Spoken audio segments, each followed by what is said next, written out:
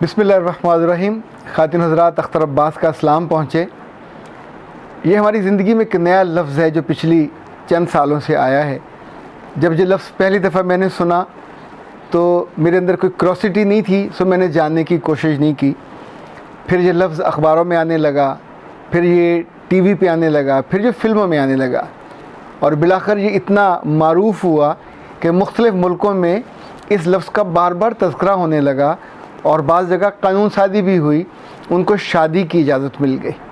जिस तौर पे एक बुरा लफ्ज़ हमारे यहाँ गेस का बोला जाता है मर्दों के लिए, इसी तौर पे लड़कियों के लिए एक बुरा लफ्ज़ जो नया इंट्रोड्यूस हुआ वो लेस्बियन है। इस लफ्ज़ की हम तारीख़ में नहीं जाते, पर ये एक ऐसा गुनाह है कि जो आहिस्ता आहिस्ता हमारे यहाँ तालीमी इदारों में दर आया है। जब ख़तरा अपने घर की दहलीज़ पे पहुँच जाए, जहाँ अपने प्यारे उसका निशाना बनने लग जाएं, तो वहाँ हमेशा दहलीज़ के ऊपर दीवारें और उसके ऊपर तारे लगानी चाहिए। जब ये हॉस्टलों में और कॉलेजों में और यूनिवर्सिटियों से होता हुआ अब स्कूल की बच्चियों तक पहुँचा, इसका आगाज़ बहुत आसान होता है। एक लड़की दूसरी को उसकी दोस्त बनती है, आई लव यू कहती है, फिर कार्ड भेजना शुरू होते हैं, फिर उसकी इतनी तारीफ़ होती है कि उसे कहते कि तेरे बिना मैं जी नहीं सकती और तेरे बिना मैं जीने का तसव्वुर नहीं कर सकती। फिर सुबह फ़ोन और शाम फ़ोन, फिर ख़त, फिर कुर्बत, ये चीज़ें बढ़ती जाती हैं। और पहले आम तौर पे ये सिर्फ सुनी सुनाई थी, अब चूँकि इतने ज़्यादा केसेस आने लगे हैं और ख़ास तौर पे जिन बच्चियों की, बहुत इज़्ज़तदार घरों की बच्चियों की जब शादियां होने लगती हैं 22-23 साल की उम्र में और वो हैबिचुअल होती हैं और आपके सामने वो बैठी हों और आंखें झुका के और उनकी आंखों से टप टप आंसू गिर रहे हों और वो बता रही हों कि उनके साथ ये हुआ और कैसे वो शिकार हुई। यानी उनको शिकार करने वाली लड़कियां आमतौर पे मर्दों की तरह ही चालाक और धोखेबाज होती हैं और बाकायदा वो प्लान करके धोखा दे के उनको विन करती हैं, उनके खूबसूरती की तारीफ़ करके, उनके जिस्म की तारीफ़ करके, उनके हुस्न की तारीफ़ करके और यूँ उनको अपने करीब करती हैं और दुनिया से फिर दूर कर देती हैं। अभी ये जो बहुत ज़्यादा हसास मामला है कि जितने लोगों की बच्चियाँ हॉस्टल्स में पढ़ती हैं, उन्हें उस पर बहुत ज़्यादा ध्यान देना चाहिए, ख़बर रखनी चाहिए, क्योंकि वहाँ ये वबा इतनी तेज़ी से फैली है, क्योंकि वहाँ आम तौर पे उससे बचाने वाला यानी जिनको इल्म होता है वो उस पर कपड़ा डाल देते हैं और जिनको ख़बर होती है। लाहौर में सबसे पहले एक बहुत ही मेहरबान वाइस चांसलर थी ख़वातीन यूनिवर्सिटी की, जिसने पहली दफ़ा अपनी कुछ टीचर्स के ज़ुम्मे लगाया कि वो मुख्तलिफ़ ग्राउंड्स में जहाँ दुपट्टा या चादर ले के लड़कियाँ बैठी होती थीं दूर किसी एक नुक्कड़ में, किसी दरख्त के नीचे, तो वो बाकायदा स्टिक लेके जाती थी और दुपट्टा उठाती थी और उनको फिज़िकली कोई स्टिक भी लगाती थी। ऐसे बाज़ केसेस उन्होंने निकाले भी। अच्छा, सब जो प्रिंसिपल्स हैं, जो वाइस चांसलर्स हैं, वो इतनी बोल्ड नहीं होती, वो इतनी माँ जैसी भी नहीं होती, वो आमतौर पे अपनी नौकरी कर रही होती हैं और नौकरी के दिन पूरे करते हैं। जब तक आपके अंदर आग ना लगे, दूसरे के बच्चों को अपनी बेटी ना समझें, उसके बारे में ख़ुद से आप फील ना करें, तो तब तक आप उसको बचाने का देखिए। जब आग लगी हो सामने, तो जिसके अंदर जज्बा होगा, जिसके अंदर हौसला होगा, हिम्मत होगी, जुर्रत होगी, वही आगे बढ़ेगा। चाहे वो किसी को फ़ोन करके बुलाए आग बुझाने के लिए, चाहे वो बिजली का जाके स्विच ऑफ करे जहाँ से आग लगी होती है, चाहे वो ख़ुद हिम्मत करके अंदर कूद जाए और जाके जलने वालों को उठा के बाहर ले आए। इट डिपेंड्स कि आप कैसे हो। अभी हाल ही में जो बहुत तकलीफ़देह केस मुझ तक पहुंचा है, मैं आपको बताते हुए लिटरली रिलेक्टेंट हूं, पर ये दूसरा तीसरा केस है और इसका ताल्लुक़ यूनिवर्सिटी एजुकेशन से है। वो बच्ची 22 या 23 साल की है, बहुत दीनदार घराने से ताल्लुक़ रखने वाली, जहां नमाज और रोज़ा एक आम उनकी ज़िंदगी का हिस्सा है, जहां अल्लाह रसूल उनकी ज़िंदगी का हिस्सा है, जहां बच्चियों को बड़ा बनने के लिए उनकी यूँ समझें कि सलाहियत, उनकी खूबियाँ उनको बराबर कराया जाता है, उनको उन पर तवज्जो दी जाती है, अच्छी जगह पढ़ने के लिए भेजा जाता है, ख़र्च उन पर किया जाता है। ये बच्ची भी एक अच्छी यूनिवर्सिटी में पहुँची और चंद माह के बाद ही उसकी एक टीचर ने उसकी असाइनमेंट की तारीफ़ की और इतनी तारीफ़ की कि सबके सामने एक दफ़ा, फिर 2 दफ़ा, फिर उसने उसकी असाइनमेंट्स में उसको हेल्प आउट करना शुरू कर दिया, फिर उसने अपने साथ बिठाना शुरू कर दिया और होले होले उसकी जैसे दोस्तों की तरह साथ खाने पे ले जाती, साथ दोनों कोल्ड ड्रिंक पी रहे हैं, अपने ऑफिस में बुलाना शुरू कर दिया। That girl felt elevated कि एक मेरी teacher, and she is one of the best teacher in the campus, जो पढ़ने में बहुत अच्छी है, जो जिसकी बाहर से ओरिएंटेशन है, बाहर से पढ़ के आई है, she is good looking, she is active और एनर्जेटिक है। तो ज़ाहिर जो एनर्जेटिक होता है वो लोगों को एनर्जाइज भी करता है। बात यहाँ तक नहीं रुकी, फिर एक दिन अचानक वो गुज़रते गुज़रते उनके घर पहुँची। वो शी वाज सो क्लेवर कि उसने उसका डाटा निकाला, वहाँ से उसका एड्रेस देखा, वहाँ पहुँची और जाते हुए कुछ बेकरी का आइटम्स भी लेके गई। फिर उसने उसकी वालदा से, उसकी बहन से भी हेलो हाय कर लिया और फिर ऑफ एंड ऑन गुज़रते हुए वहाँ से रुकने लगी। और रुक के वो कोई और बात नहीं करती थी, सिर्फ उसकी तालीम के बारे में कि फ़लाँ चीज़ को मैं तुम्हें यूँ हेल्प आउट करती हूँ, यूँ हेल्प आउट करती हूँ। फिर एक रोज़ उसने कहा कि मेरा घर भी तो इसी इलाके में है, मैं गुज़रते हुए तुम्हें पिक कर लिया करूँगी। और तब उसने उसको पिक करना शुरू किया। सिर्फ यहाँ तक बात नहीं रही, कभी कभी ये भी होता था कि ड्रॉप करने के बाद वो उससे फरमाइश करती कि तुम अपने बालों को यूँ खुले करो और यूँ वो फ़लाँ सूट पहनो और ऊपर टेरेस पे खड़े हो, और नीचे से वो गाड़ी में से वेव करती। फिर उसने एग्ज़ाम के करीब, जब सेमेस्टर के एग्ज़ाम हुए, तो उसे अपने घर बुलाना शुरू किया। उसकी वालदा ने थोड़ा रेजिस्ट किया तो उसने आके कायल किया कि कोई इशू नहीं है, मैं इसको ट्यूशन दूंगी और फ्री ऑफ कास्ट दूंगी। और इस दौरान फिर उसका ताल्लुक़, फ़िज़िकली ताल्लुक़ उससे बनना शुरू हुआ।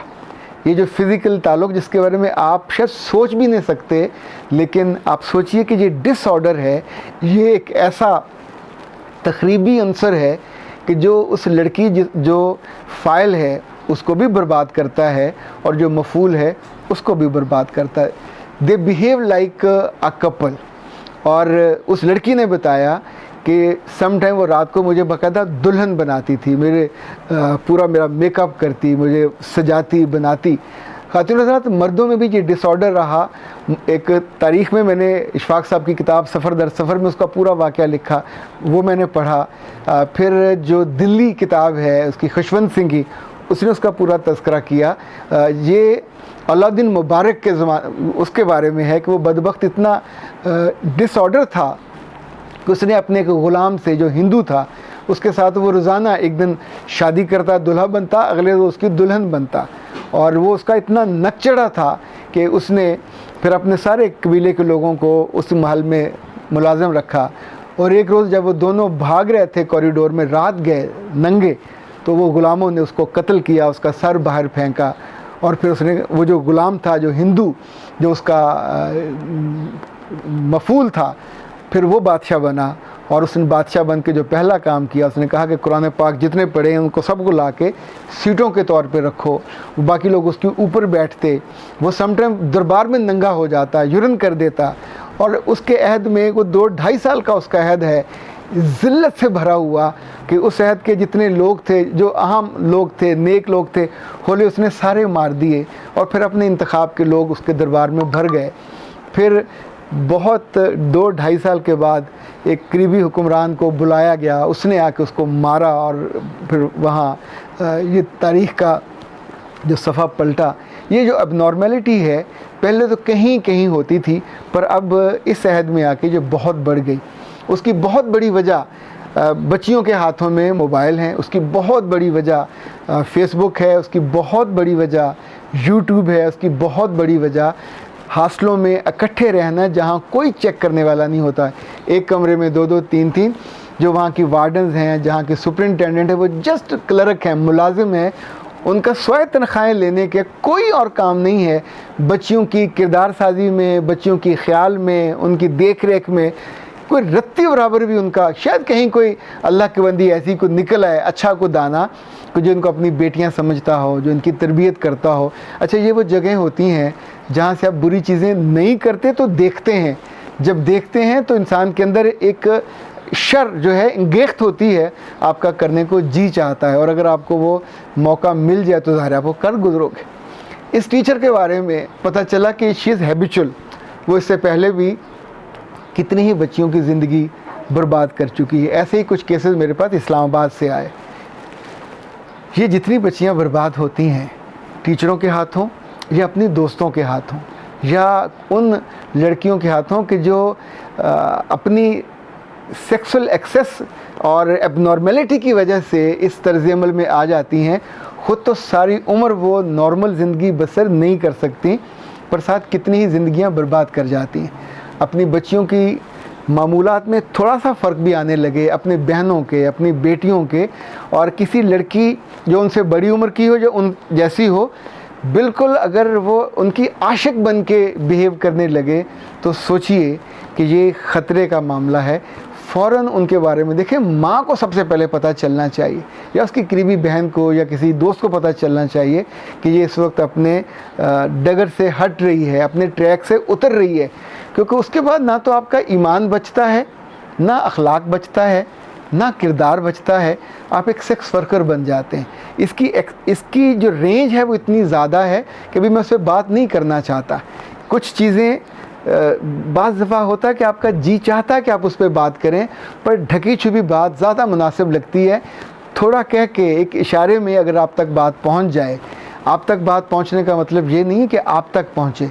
आप तक पहुंचने का मतलब ये है कि रब ने जो आपको दिल दिया है, रब ने जो आपको आंखें दी हैं, वो खुल जाए, वो आंखों की रोशनी बढ़ जाए और आप अपने आसपास देखने लग जाओ, अपनी कोलीग्स को, अपने दोस्तों को, अपनी इवन टीचर्स को, अपनी जो शागिर्दों को, अपने जो आपके यहाँ काम करने वाले लोग हैं, जिसका भी आपको लगे कि डिसऑर्डर में है, इनको कभी नहीं बताते, इनको कभी नहीं इजहार करते कि हमें तुम्हारा पता चल गया है।